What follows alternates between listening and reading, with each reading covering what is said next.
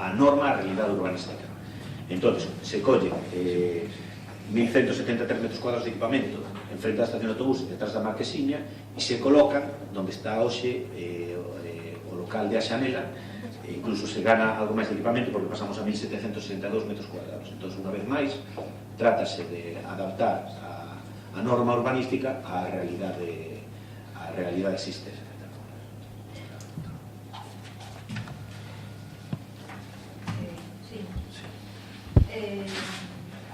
A ver, parecenos, estamos de acordo co cambio de ubicación, pero pola orografía do terreo, pero o que non estamos de acordo é coa ubicación do edificio da Xanela, porque precisamente estamos polo sitio de todos, xusto na curva,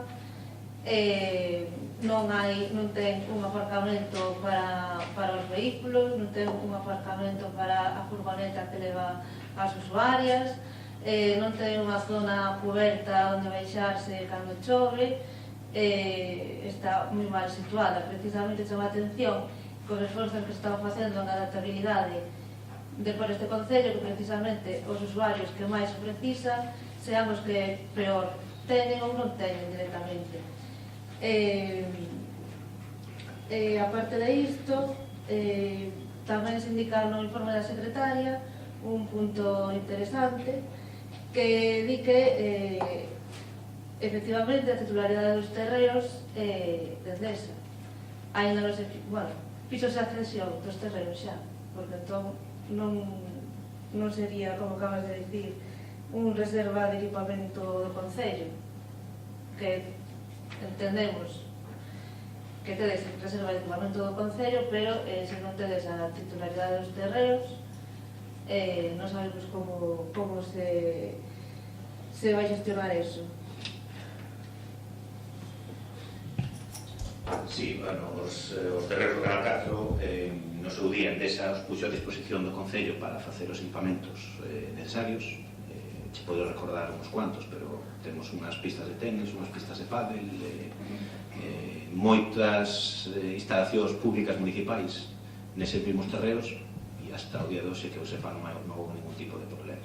Entón, non sei por onde vas ou por onde queres ir, pero bueno, entendo que non é problemático eso. Canto que dis tú de accesibilidade ao cambio, precisamente, ben motivado, porque no seu día, donde se iba a poñer, que é na zona que está hoxe prevista de equipamento, repito, detrás da Marquesiña, diante da estación de autobuses, hai unha pendiente enorme, e ali non era axeitado para esta asociación. O mellor, outro tipo de asociación que está en Rocar, a lo mellor podía ter ali, pero esta asociación foi a que, por escrito, e está registrado no Concello, podes ter acceso a él, solicitou esa ubicación. Por diante unha serie de eivas ou de faltas que ten o local. Nosotros estamos de acordo con elas. Precisamente esta modificación puntual o que vai permitir o ampliar a zona de equipamento donde está, pois vai ser dotar, primeiro, ampliar o espacio disponible para esta asociación que necesita. E non o facemos precisamente á espera desta modificación puntual, porque agora teñen un módulo arquitectónico configurable que imaginemos que a Xunta se opuxera a esta modificación puntual, que non vai ser o caso, pois se podría levantar esa construcción e levala a outro sitio, pero que a asociación directiva escolleu ese lugar. Esta modificación puntual o que vai permitir coa ampliación da superficie de equipamento é dotar dun maior espacio esta asociación que necesita, é dicir, o malo que nos pode pasar é poñer a disposición dunha asociación local e que non utilice, neste caso non só utiliza, sino que se queda pequeno. Entonces, esta modificación puntual vai permitir dotar dun maior espacio a esta asociación, dotar dun aparcamiento como ten que ser, cuberto, todo isto. É dicir, precisamente estas eivas que botas en falta e nosotros tamén botamos en falta e a asociación bota en falta, con esta modificación puntual se nos vai permitir correxilas, ampliar o local, darles aparcamento e ademais no sitio que eles escolleron.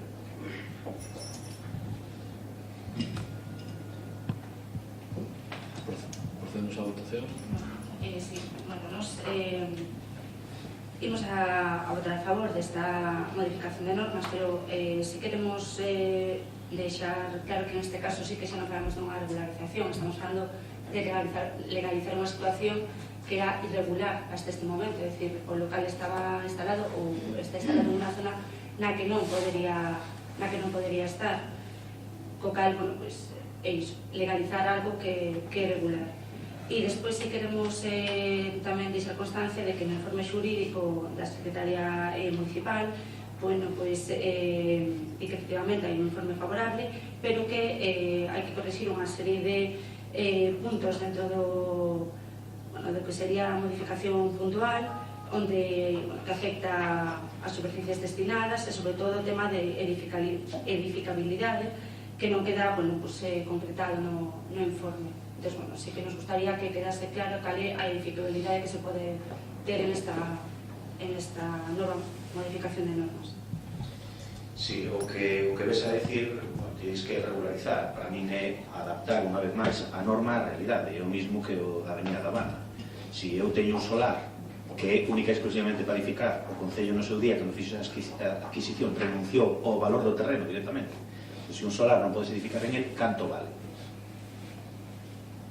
Entonces, agora o que temos é un solar que non pode ser solar porque o Concello renunció a edificabilidade, por lo tanto ten que ser outra cousa.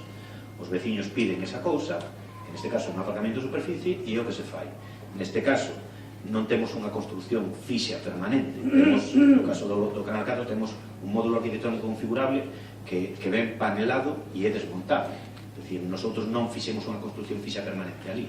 O que se trata é de poder facer, de poder dar un millor servicio a esta asociación que necesita.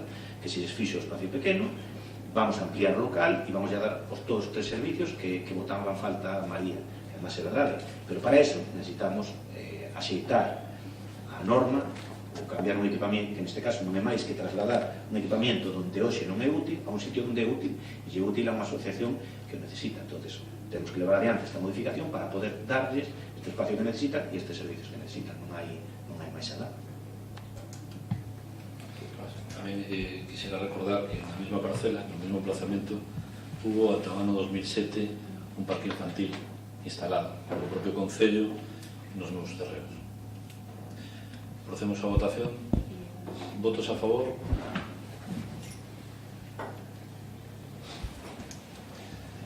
Pasamos a mocións, hai varias.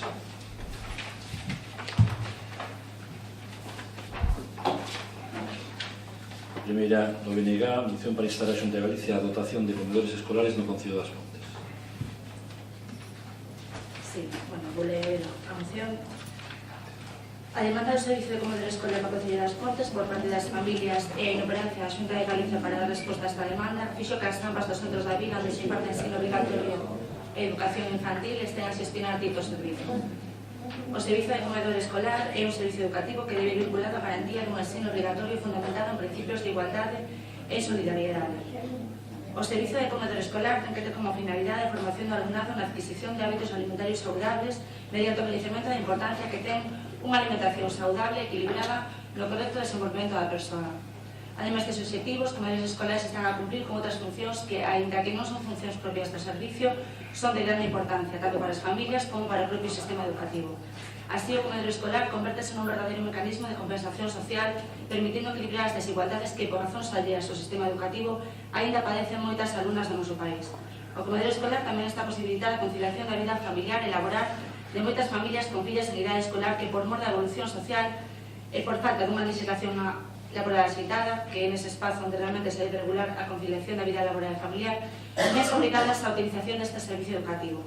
Porén, o comedor escolar debe ser un verdadeiro servicio público directamente xestionado pola Administración Educativa dirixido ao alumnado do ensino obligatorio e, polo tanto, sen custo para os usuarios e cuxo horario debe cubrir os tempos anteriores e posteriores tanto ao almozo como ao xantar. Por iso, o Grupo Municipal do Menegal das Pontes solicita ao Pleno da Corporación a adopción dos seguintes acordos. Punto número 1. Instar a Xunta de Galicia a súa Consellería de Educación a dotación dun servicio de comedor escolar para todo alumnado de ensino obligatorio de educación infantil do Concello das Pontes, que inclúa almorzos e xantares, que o modelo de xestión do comedor escolar sexa o de xestión directa e que o servicio de comedor escolar teña carácter gratuito para todo o alumnado. Procedemos a ratificación. Votos a favor? Sí, bons días. Bueno, nos vai por diante vamos a apoiar esta moción.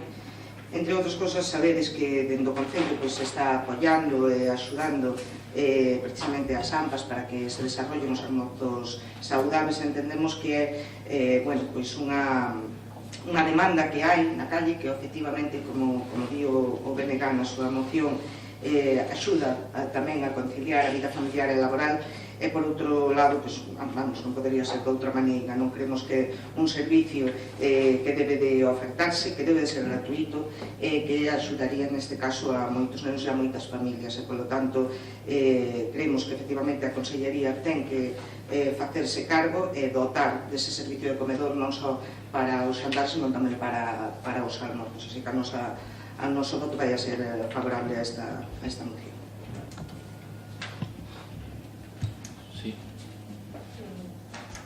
Sí, nós tamén vamos votar a favor. O que pasa que temos unha dúbida nos almorzos, porque non sabemos se son correspondentes ten competencia a Consellería de Educación ou a de Política Social. Entón, simplemente, no punto 1, pone que está a Xunta de Galicia e a Consellería correspondente a votación tal. Simplemente esa puntualización. Sí, nos pensamos que sí que Educación a que ten competencia nos dous. Pero bueno, creo que Educación sí. Entendo que Educación tamén. Procedemos á votación. Votos a favor? Feita a moción do Partido Popular sobre a renovación, concesiones no mercado municipal. Bien, tras la presentación de esta moción y en conversaciones mantenidas con representantes del equipo de gobierno, considero que voy a proceder a la retirada temporal tras la decisión del compromiso de fijar una reunión a la mayor brevedad posible con los propios placeros para intentar la vía de una solución de consenso. Claro, que falaremos, manteremos esa xuntanza, trataremos polo miúdo os temas que plantexas e veremos a fórmula ou a maneira de darlle solución. O sea que, bueno, agradecemos que retire esa moción e, en todo caso, falaremos sobre estas cuestións.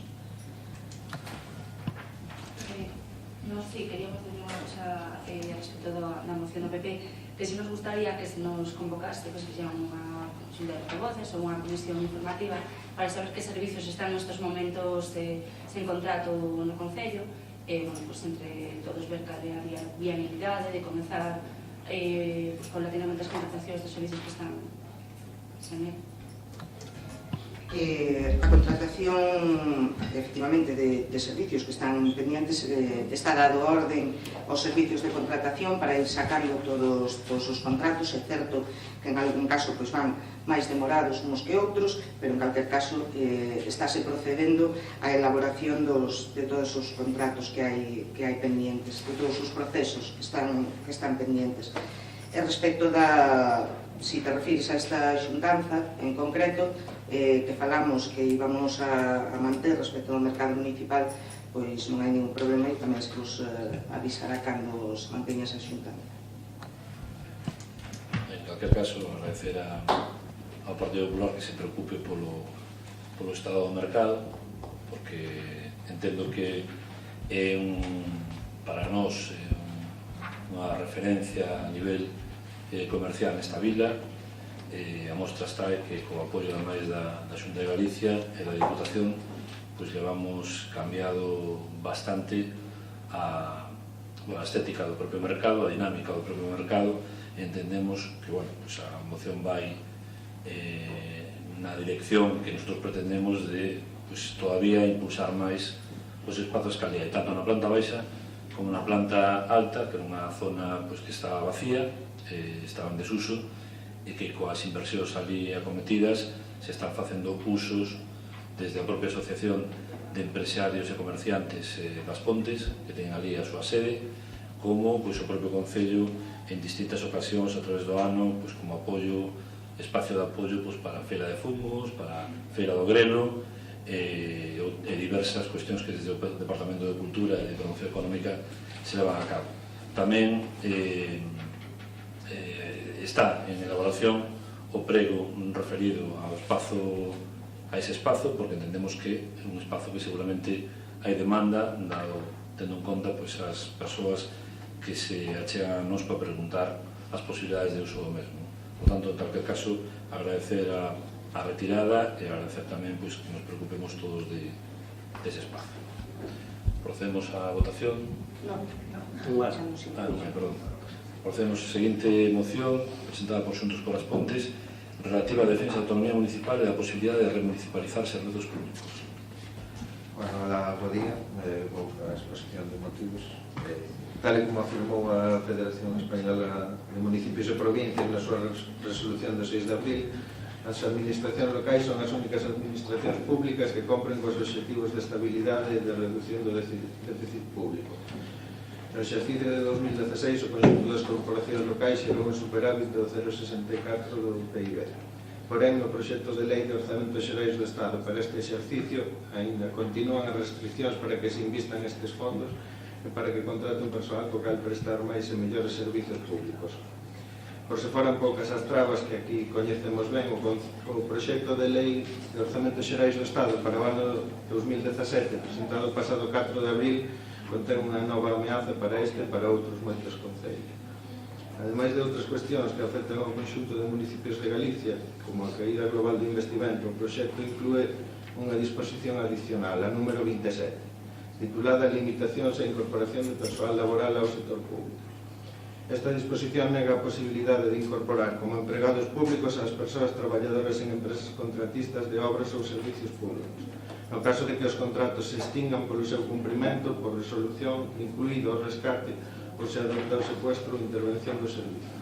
E tamén ao persoal laboral que preste servicios en sociedades mercantis públicas, fundacións do sector público, consorcios, en persoas xurídicas societarias ou fundacionais que vayan a integrarse nunha administración pública. O que pretende con isto o Goberno do Estado é impedir os procesos de remunicipalización de xestión de servicios públicos, que desde hai unha década se están desenvolvendo non só en España, senón en toda Europa. Sendo a auga o caso máis paradigmático, pero non moito menos o único. Estes procesos de internalización son a resposta natural a unha constatación social, política e mesmo xurídica de ineficiencia e encarecemento na prestación dos servicios por parte das empresas. As administracións públicas perderon o control do servizo público e acabouse por impor o interese privado. Moitas veces, como é o caso de hoxe en España, o legislador non corrixiu os abusos empresariais, senón que preparou e facilitou a súa comisión. Os resultados electorais que se produciron dende o 15M poñen de manifesto que a cidadanía demanda outra forma de xestión e a regulación dos servizos públicos externalizados e privatizados, que garanten un estándar de vida digno a toda a poboación. Moitos concellos de todo o Estado, gobernados por forzas e coalicións progresistas, en especial os chamados gobernos do cambio, levan impulsado desde as eleccións municipais procesos de remunicipalización e da xestión de servizos públicos. A disposición relativa ao persoal das empresas concesionarias que se inclúen no proxecto de lei de orzamentos do Estado xunto coas limitacións da taxa de reposición de persoal ao servicio das administracións públicas, que constitúe a denominada doutrina Montoro, que aquí coñecemos ben, impide de facto a súa subrogación por parte dos concellos ou entidades de dereito público que deles dependen. En caso de que excepcionalmente unha sentenza obrigue a incorporar este persoal, contabilizará como novo ingreso no cómputo da taxa de reposición de efectivos, o cal impedirá que as administracións locais suplan baixas por xubilación ou postos vacantes, minguando así a súa actividade ordinaria e impedindo a remunicipalización da xestión daqueles contratas intensivos de persoal, que son na práctica case todas. Esta medida implica que as persoas traballadoras das concesionarias perderían o dereito a subrogación que teñen reconocido pola normativa laboral, se os servicios se xestionan dentro do sector público. O contido da disposición ten unha vixencia temporal indefinida e non está motivada nin razoada. A verdadeira intención do Goberno do Partido Popular con esta proposta de normativa non pode entenderse máis que como un movimento a favor das grandes empresas concesionarias, das súas contas de resultados e dos seus accionistas. Non contentos con ter privatizado as empresas públicas estatais máis rendibles, Endesa, etc., entregándose máis aos seus empresarios amigos, agora queren blindar o negocio dos servicios públicos locais. Neste sentido, a disposición adicional 27ª é un auténtico cabalo de Troia, que atenta contra a autonomía municipal. o enésimo ataque contra unha autonomía municipal cada vez máis limitada. Deberán ser os concellos que decidirán dentro do marco legal establecido se prestar de forma directa ou indirecta os servicios que son da súa competencia. Esta capacidade de decisión nunca pode ser furtada a través de subterfuxios polo goberno do Partido Popular. Queda feo que o faga, ademais, cando precisamente acaba de perder a súa hexemonía política no ámbito municipal. A disposición referida entra en contradición co artigo 2 da Lei 7 de 1985, reguladora de bases de réxime local, que garante a autonomía das entidades locais e obriga que a legislación estatal asegure o dereito das corporacións a intervir en cantos asuntos afecten directamente ao seu círculo de interés, conforme aos principios de descentralización e a máxima prioridade da xestión administrativa. O artigo 85.2 da Lei 7 de 1975, de 2 de abril, establece ademais que os servizos públicos de competencia local haberán de xestionarse do xeito máis sostible e eficiente, ben a través da xestión directa, ben por un organismo local, a través de entidade pública empresarial local ou por unha sociedade mercantil local. Se a disposición adicional entrar en vigor, este artigo quedaría na práctica sen efecto. Por estes motivos, propónse ao Pleno do Concello os seguintes acordos: rexeitar o intento de interferir na autonomía da Administración Municipal a través da disposición adicional 27ª do proxecto de Lei dos Orzamentos Xerais do Estado para 2017 que pretende interferir nos procesos de remunicipalización e xestión pública de servicios externalizados a través de concesións administrativas. Vamos a aceptar as engalgas que fixo o BNG, instar ao Goberno do Estado a derogar a disposición adicional 27ª do proxecto de Lei de Orzamentos Xerais do Estado para 2017 que impida a remunicipalización de servicios públicos municipais e instar así mesmo ao artigo 32.1 da Lei Orgánica 2/2012 do 27 de abril de estabilidade orzamentaria e sustentabilidade financeira para que o noso Concello poida destinar o superávit da liquidación orzamentaria a mellora dos servicios que se prestan á veciñanza. Instar ao Goberno do Estado a reformar o resto da normativa vixente relativa ao destino do superávit das corporacións locais e aos criterios sobre investimento financieiramente sustentável mentre non se proceda a modificación legislativa, para que se poden investir en iniciativas políticas relacionadas cos servicios públicos locais sen a necesidade de xerar novos ingresos eliminando todos os condicionantes e limitacións vixentes. Os novos requisitos para definir os investimentos financieros sustentáveis teñen en conta todas as competencias municipais básicas e o objetivo de que todas as persoas accedan aos servicios públicos esenciais, a eliminación de desigualdades sociais, a mellora do equilibrio territorial e ambiental e, en xeral, o incremento da calidade de vida dos veciños e vecinas. Instar a Xunta de Galicia a asumir este acordo e demandar do Goberno do Estado a reforma da actual normativa que impide o investimento do superávit das corporacións locais galegas, nos termos explicitados no punto anterior.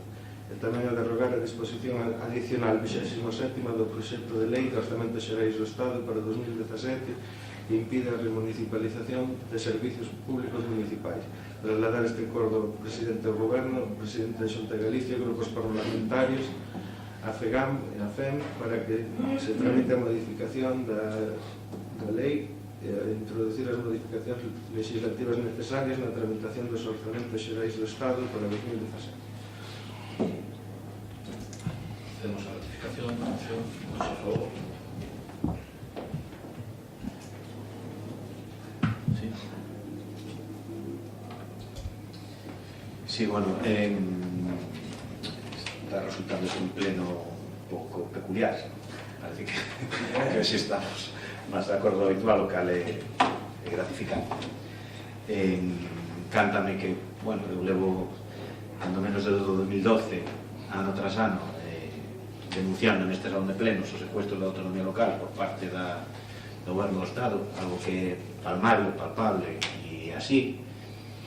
De nada sirve unha lei que pide unha posición de equilibrio superávit presupuestario para as administracións locales e cando te pos nesa posición resulta que esa posición de superávit te impiden aplicala ás necesidades dos veciños, co cal estamos chegando a un absurdo. Vimos despoñer a liquidación do orzamento do ano 2016, un ano máis temos un superávit importante, 4.600.000 euros, e ao mesmo tempo nese informe da liquidación se di que non cumprimos a estabilidade orzamentaria. nunha magnitude de 184.000 euros, e se nos obliga a reter ese crédito, a adoptar un acordo plenario para reter ese crédito, declarar a indisponibilidade dese crédito. O sea, donde casa que tendo 4.600.000 euros de superávit neste Concello, a lei contra a cal ahora vamos a apoiar esta moción nos diga que temos unha necesidade de financiación de 184.000. É dicir, isto é un absurdo. Donde casa que este Concello, coa situación económica fantástica que temos desde hai anos, teñamos que estar suxeitos a un plan económico financiero como se fóramos unha administración debedora. Cando a administración debedora é aquela que nos impón estas taras e a que nos secuestra a autonomía local. Donde queda o sentido común? Por lo tanto, agradezo pois a moción de Xuntos neste caso, aínda que nosotros xa presentamos algunha neste sentido hai algún tempo. Me consta que o alcalde deste Concello mantivo reunións coa FEM e coa FEGAM para instar que no seno desas organizacións que aglutinan as entidades locais se derogara esta lei, xa non só un determinado artigo. Por lo tanto, evidentemente, despois de denunciar durante anos esta situación absurda, é obvio que vamos a apoiar a moción. Ao principio do pleno, a portavoz do bloque nos pasou unha engádega, unha sustitución dos puntos de acordo. Neste caso, pois, lle pido ao grupo de Xuntos que xa non só que as asuma, sino que incluso sustitúa puntos de acordo deles polos do bloque, porque neste caso me parecen máis imperativos, incluso un pouco máis detallados a aportación que fai o bloque, e evidentemente, tanto nun caso como noutro, vamos a votar a favor.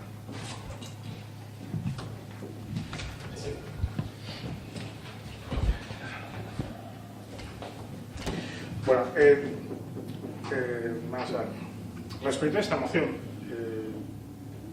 independientemente de que con alguno de sus contenidos pueda estar de acuerdo, respecto a las mociones, las normas, las leyes, evidentemente, que se lo sabe casi todo el mundo, lo importante es la exposición de motivos. O sea, puede ser la intención del que legisla, pues la intención del que la propone, para modificar o para proponer como es el caso, ¿no? Evidentemente que estoy de acuerdo en que dentro de una organización racional de la administración, pues favorecer a cada nivel de la administración de la mayor autonomía posible, evidentemente que se corresponda con una responsabilidad exigible en la misma proporción, pues es algo positivo, ¿no? El caso de las Pontes, aquí estamos hablando de una norma genérica a nivel estatal. El caso de las Pontes es bastante particular. Aquí hay un gran sujeto pasivo que aporta cerca del 40% del presupuesto de ingresos, que no lo tienen otros concellos, ¿vale?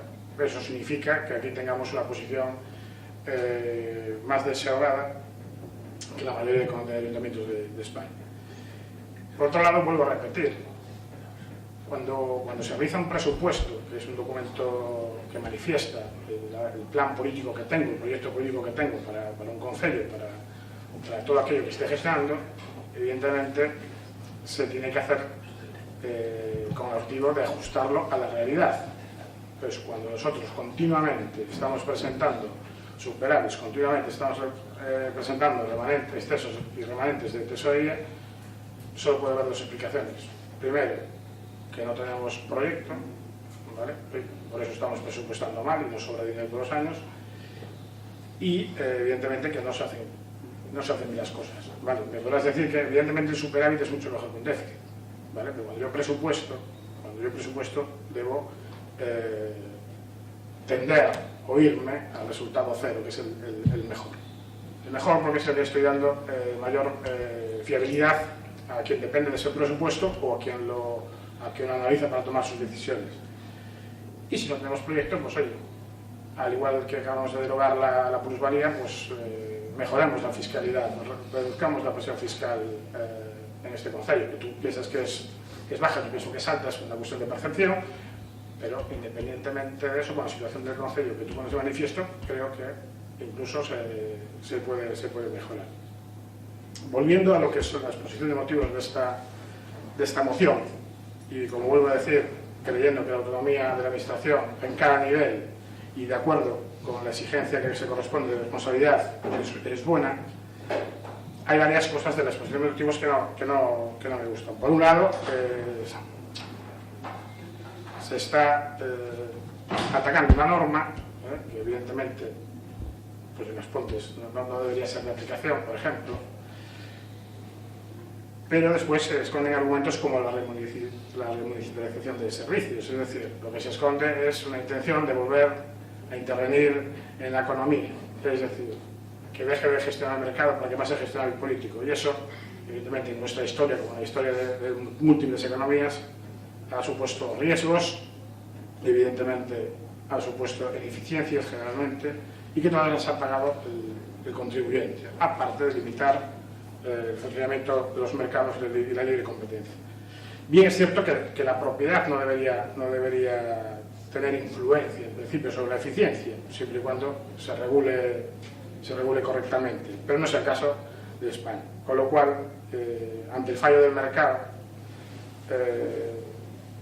es cuando tiene que intervenir la administración, pero gracias a la tecnología, últimamente los fallos de mercado cada vez son menores. Con lo cual, estamos en una situación que aún se debe mejorar, vamos a garantizar la provisión de servicios públicos al ciudadano, que es lo que tiene que hacer la administración, pero no tiene por qué prestarlo de forma directa y asumir esos costes. Ya lo digo, cuando gestiona el político, esas empresas o esos servicios, pues generalmente se tiende a muchos desequilibrios que el contribuyente no debería o no tendría por qué pagarlos. El Estado, en cualquier nivel de administración, su papel principal debe ser el de regular, no el de intervenir ni el de ser juez y parte, sino regular y velar por el correcto funcionamiento de los mercados.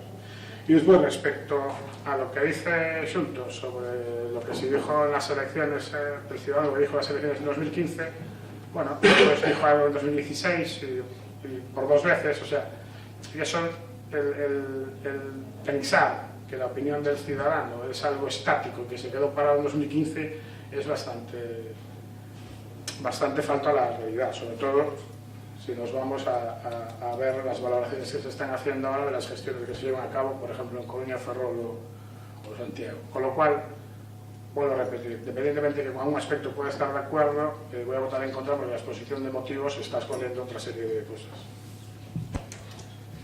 Ben, entendo que Manolo non se fíe da xestión dos políticos no ámbito das competencias municipais, porque, claro, tendo a xente como Ignacio González ou calquera outra rá do Partido Popular, pois claro que a xestión pública non é todo boa que se cabe esperar, non? Pero hai outros gobernos que facendo a remunicipalización de servicios están demostrando que se é máis eficiente e que pode salir máis económico e que se presta un mellor servicio, por lo tanto, non nada máis que decir ante os argumentos do Partido Popular. Ahora responde para alusiones. Bueno, primero, el que yo esté en un partido político que obedece a una serie de ideologías, y aparte, como he dicho varias veces aquí, dentro de ese partido político hay varias familias, me correspondo con la más liberal, con la que evidentemente requiere intervención del Estado. Estamos en contra de cualquier tipo de corrupción y no considero a gente como la que has citado tú ni compañero de partido ni compañero de nada. De hecho, esos casos de corrupción generalmente se han dado por la existencia de empresas que no se han privatizado, que las gestionaba el político. En el ámbito de que dices, respecto a lo que dices tú, de aquellos ayuntamientos o esos gobiernos que estoy gestionando ahora mismo, no hay ahora mismo ninguna prueba más allá del criterio político y de la opinión y de la percepción, hay ninguna prueba que demuestre que habéis ganado en eficiencia en ningún tipo. De hecho, si igual le criticas a gente de otros partidos, mira, el alcalde de Santiago se le conoce el alcalde de las Fochancas. Tengo que reconocer que tuve que buscar en el diccionario qué significaba eso, para después, evidentemente, aplaudir el apodo. Es decir, vamos a hablar de cosas concretas, de cosas que se quieren hacer, y evidentemente cuando tenemos que exponer argumentos, ir a las pruebas, ¿vale? Y no creo ni que Coruña, ni que Ferrol, ni que Santiago, y mucho menos Carmena, sea un ejemplo de una buena gestión. Solo unha puntualización para comprobarlo, cando queiras vas a Teo, o Concello de Teo, e dixlle a xente que che mostre un recibo da xestión cando a tiña Viacua e un recibo da xestión que ten actualmente, e con iso despois cando o vexas xa me podes discutir. Pero lo que pasa es que no puedes convertir el caso puntual en una generalización. É obvio que fala Manolo en moitos casos é unha cuestión de enfoque político e está claro. El non cree na intervención ou non cree na intervención do público no mercado. Eu, ao revés, aquel conto que nos daba na economía política de la mano invisible que regula el mercado, cando hai unha mano invisible, pois ao final hai cazo, hai desregulación e hai mangoneo. Eso é así. Eu creo no público, sobre todo na prestación dos servicios básicos, educación, sanidade, pensións, servicios sociais. Esos servicios tienen que estar gestionados directamente polo público. E aí sí que non hai corrupción. É dicir, co control que hai hoxe en día, e que estou de acordo que o ten que haber, non hai lugar a corrupción. Xa non vou entrar na cuestión da distinción entre eficiencia ou eficacia. Teño claro que aquel conto que tamén venderon desde un certo sector da dereita do milagro económico, que cando goberna a dereita se gestiona mellor, eso é obvio que non é así, e quedou demostrado polos feitos. Xa non vou entrar en casos concretos porque penso que non é constructivo, pero non é así. Eu sí creo na prestación directa dos servicios públicos básicos que son garantía de unha prestación de calidade e igual para todos. A partir de aí, o que vimos nestes últimos anos, que sobre todo nas comunidades gobernadas pola dereita, o facer chiringuitos público-privados ou directamente externalizar os servicios públicos eran con un obxectivo, que era golfos apandadores e levarse o que de todos, levarlo privadamente. E iso se pode facer cando os cartos públicos salen desa esfera pública e pasan á esfera privada, porque aí os controles desaparecen. E temos exemplos todos os días, por desgracia, e ainda me imagino que nos quedará para unha temporada, donde cando o público escapa a ese control público e pasa á esfera privada, e cando unha serie de delincuentes, con todas as letras, pois se aproveitaron do que de todos para unha cuestión personal. Por lo tanto, a día de hoxe, e pasado este período de noxenta corrupción, de vomitiva corrupción, pois o que queda claro é que o público, para os servicios básicos, para mí, é moito mellor que o privado, e sobre todo é unha garantía de control dos fondos. Hoxe en día é imposible, ou prácticamente imposible, gestionar os fondos públicos fora do control estricto e real dun servicio de intervención público que está para velar polo que de todos. Repito, o truco de crear chiringuitos, fundacións e hospitales privados, aeroportos privados, autopistas privadas, ao final o que leva é a que as perdas provocadas polo que unha serie de listos roubaron as paguemos entre todos. Eso, se houbera un control público e se non se externalizaran ese tipo de cuestións que deben ser de prestación obligatoria polo sector público e igual para todos, eu entendo que, me imagino que algún caso sempre habería, pero non ao nivel que chegamos actualmente. En canto ao fondo da moción que estamos tratando, cando falaba do absurdo, na exposición de motivos é evidente que moitas veces cada un enfoca desde a súa propia visión, pero ao final o que votamos aquí é o acordo. Neste caso, o acordo de xuntos me parece un pouco light, se queremos, me parece pouco imperativo. A proposta que fai o Bloque me parece máis imperativa, vai máis ao meollo. É dicir, a min xa non é un artigo desta lei ten que desaparecer, a intervención do Estado central nas administracións locais ten que desaparecer. O artigo 3 da Lei Orgánica 2012 di que se entende por estabilidade orzamentaria a situación de equilibrio ou superávit estructural. É dicir, se a mí unha lei me obliga a colocarme nunha posición, esa posición que está perfecta será para que despois ese equilibrio ou ese superávit o poida aplicar ás necesidades dos meus veciños. Se unha vez chegada a esa posición de equilibrio superávit que me exixe esta lei, resulta que teño unha posición de superávit e me bloquean ese superávit, ti podes falar de que non temos proxecto político, de que estamos facendo malas cousas, pero ao final o que demostra todo isto é que nos están bloqueando non só o Concello das Pontes, me imagino que a un gran número, a maioría das administracións locais deste país. Entón, que esta lei se utilice para criticar unha mala gestión, critica a mala gestión do equipo de goberno noutras áreas, pero nesto non, porque ao final hai que facer malabares para intentar aplicar esos fondos. E sobre todo sempre con informes en contra da intervención municipal, é dicir, a intervención municipal, en vez de estar controlando a daqui e a de calquera administración local que se destinen os fondos adecuadamente aos fines para que a administración local tenga as competencias, resulta que está facendo informes absurdos para decirme que sí, efectivamente, estou cumplindo a lei orgánica, pero ao mesmo tempo ese cumplimento me leva a non poder gastar os recursos entre todos os veciños. É dicir, é unha situación tan absurda que non se pode manter máis no tempo, porque ao final estamos bloqueando centos de miles de millóns de euros de todos os concellos do Estado que non se poden aplicar á administración local, que non generan impostos, que non generan actividade económica e que están paralizando a vida económica deste país. Por lo tanto, un absurdo tan claro que, bueno, penso que todos os aquí presentes deberíamos apoiar esta moción. Procedemos a votación. Sí, bueno, nos, como ben dixo o concelleiro, efectivamente incluímos esta emenda porque creemos que é importante concretar o ámbito do que fala a moción e efectivamente non vamos a estar nunca de acordo co Partido Popular porque non se creemos nos servicios públicos e creemos que o único xeito de garantiros é que xa unha xestión directa dos mesmos. Tamén por outra parte dicir que efectivamente falaba Toni do tema do equilibrio orzamentario e da estabilidade financeira. É certo que unha vez chega un concello chega, digamos, esa situación de estabilidade, hai tamén modos de salvar esos escollos.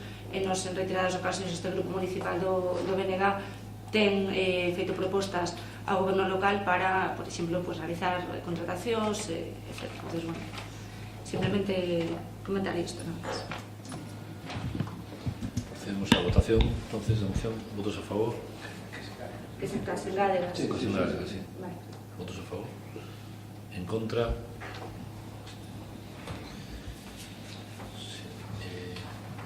Apartado de robos e preguntas.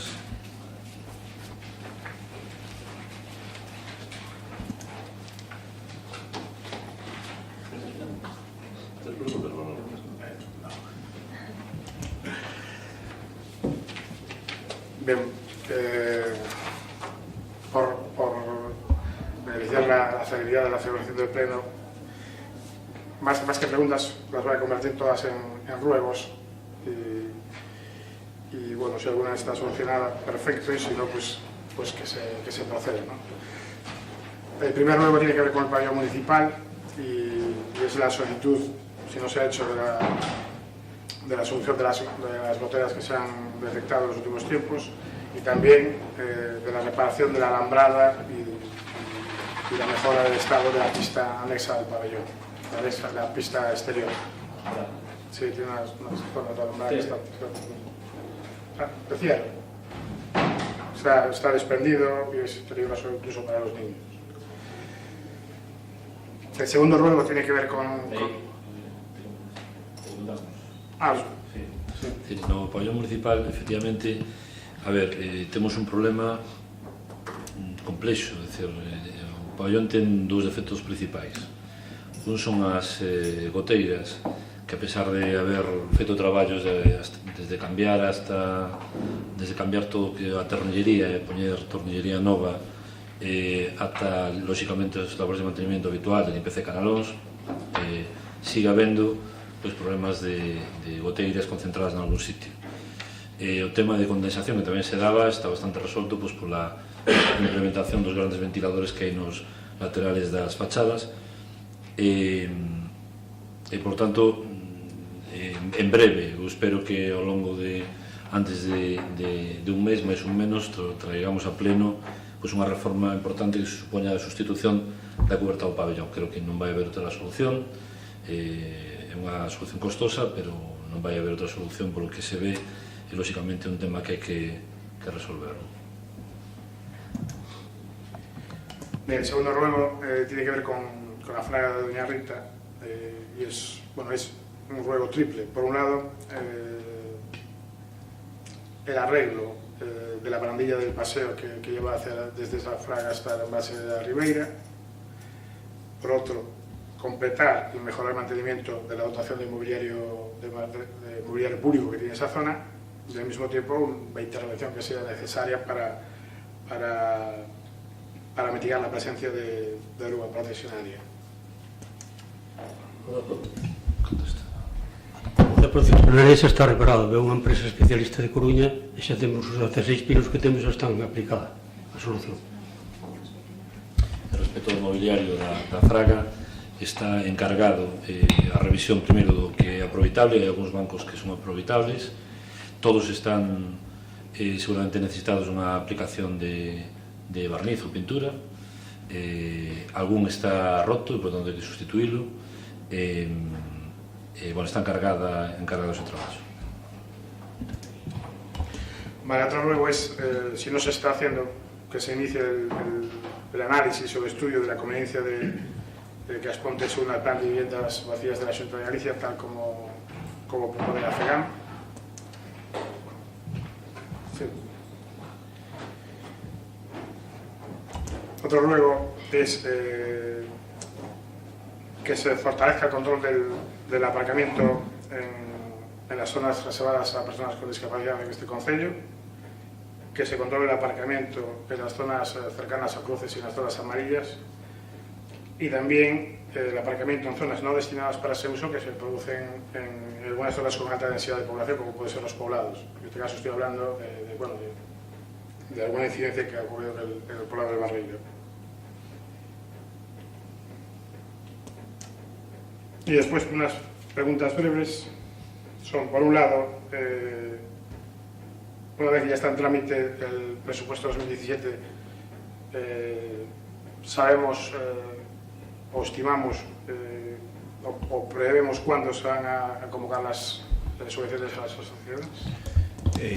Me consta que, a ver, el tema de las subvenciones depende de cada departamento, evidentemente servicios sociales, cultura, deportes, pero me consta que en todos los departamentos están elaborando las bases para sacarlas a la mayor celeridad posible, y si es posible que estén pagadas a lo largo de este mes. Ese es el objetivo. Me gustaría saber, bueno, desde la Concejalía de Juventud se está pidiendo fondos o subvenciones o ayudas a la OMIS, lo que es la Oficina Municipal de Información Juvenil, pero no se están pidiendo a la Dirección Xeral de Xuventude. Me gustaría saber si es que no lo creen conveniente o no existen programas para pedirlo o por qué se renuncia a esa posibilidad de conseguir fondos. Hola, buenos días. No es una renuncia, Manolo. Simplemente, bueno, pues estamos hablando con los técnicos, estoy hablando con algunas, bueno, más que asociación, grupos o colectivos juveniles, y bueno, pues me están elaborando pues una especie de sugerencias. Tuve una reunión pues, hace 2 semanas con algunos de ellos y a la espera